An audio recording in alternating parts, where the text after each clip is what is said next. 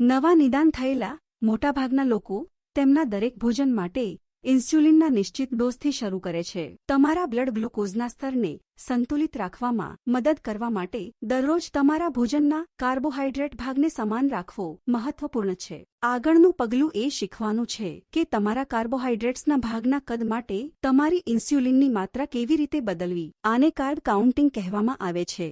જ્યાં સુધી તમે આ આગલા પગલા માટે તૈયાર ન થાઓ ત્યાં સુધી તમે તમારા ભોજન માટે ઇન્સ્યુલિનના નિશ્ચિત ડોઝ પર જ રહેશો. પ્રકાર 1 ડાયાબિટીસ ધરાવતા તમામ યુવાનો માટે કાર્બોહાઈડ્રેટ ગણતરીની ભલામણ કરવામાં આવે છે. તે તમને વધુ સારું નિયંત્રણ આપે છે કારણ કે તમારી પાસે દરરોજ મોટા કે નાના કાર્બોહાઈડ્રેટ પોર્શન્સ લેવાની લવચીકતા અને સ્વતંત્રતા છે અને ઇન્સ્યુલિનના ડોઝને તમારા શરીરની જરૂરિયાત પ્રમાણે બરાબર મેળ ખાય છે. કાર્બોહાઈડ્રેટની ગણતરીનો અર્થ એ છે કે તમારા ભાગના વજનના આધારે તમે જે ગ્રામ કાર્બોહાઈડ્રેટ ખાવા માંગો છો તે નક્કી કરો. પછી ડાયાબિટીસ ટીમ તમને ઉપયોગ કરવા માટે ગણતરી આપશે જેથી તમે નક્કી કરી શકો કે તમે જે ગ્રામ કાર્બોહાઈડ્રેટ્સ ખાવા જઈ રહ્યા છો તેના માટે તમારે કેટલા ઇન્સ્યુલિનની જરૂર છે. ઉદાહરણ તરીકે, તમારે દરેક 5, 10, 15 અથવા 20 ગ્રામ કાર્બોહાઈડ્રેટ્સ માટે 1 યુનિટ ઇન્સ્યુલિનની જરૂર પડી શકે છે. દરેક વ્યક્તિ અલગ છે. જ્યારે મોટાભાગના કાર્બોહાઈડ્રેટ ખોરાક સરળતાથી ઇન્સ્યુલિન સાથે મેળ ખાય છે ત્યારે કેટલાક ખોરાક અને પીણાને ખાસ ધ્યાનમાં લેવાની જરૂર છે.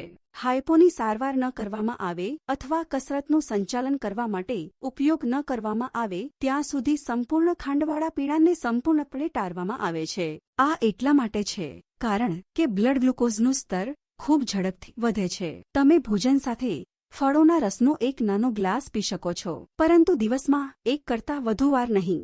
વધુ ખાંડવાળા ખોરાક જેમ કે જેલી અથવા ચાવવાની મીઠાઈઓ શ્રેષ્ઠ રીતે ટાળવામાં આવે છે અથવા માત્ર પ્રસંગોપાત જ ખાવામાં આવે છે.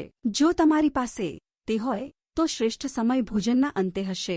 ભોજનમાં મીઠાઈઓમાંથી કાર્બોહાઈડ્રેટ્સમાં કાર્બોહાઈડ્રેટ્સ ઉમેરો કારણ કે ખાવામાં આવતા તમામ કાર્બોહાઈડ્રેટ્સ માટે ઇન્સ્યુલિન આપવાની જરૂર છે. વટાણા, કઠોળ. જ્યારે તમારું પ્રથમ નિદાન થાય ત્યારે તેમને સામાન્ય રીતે ઇન્સ્યુલિનની જરૂર હોતી નથી. કેટલાક લોકો આ ખોરાકનો મોટો હિસ્સો ખાય છે અને તેઓને તેમના લોહીમાં શર્કરાના સ્તરમાં વધારો જોવા મળે છે. જો આવું થાય તો તમારા ડાયાબિટીસ ટીમ તમને સલાહ આપી શકે છે કે તમારે તે ચોક્કસ ખોરાક અથવા ભોજન સાથે કેટલું ઇન્સ્યુલિન મેળવવું પડશે. ચટણીમાં ખાંડ હોવાને કારણે તમારે બેકડ બીન્સમાં કાર્બોહાઈડ્રેટ્સની ગણતરી કરવાની જરૂર પડશે.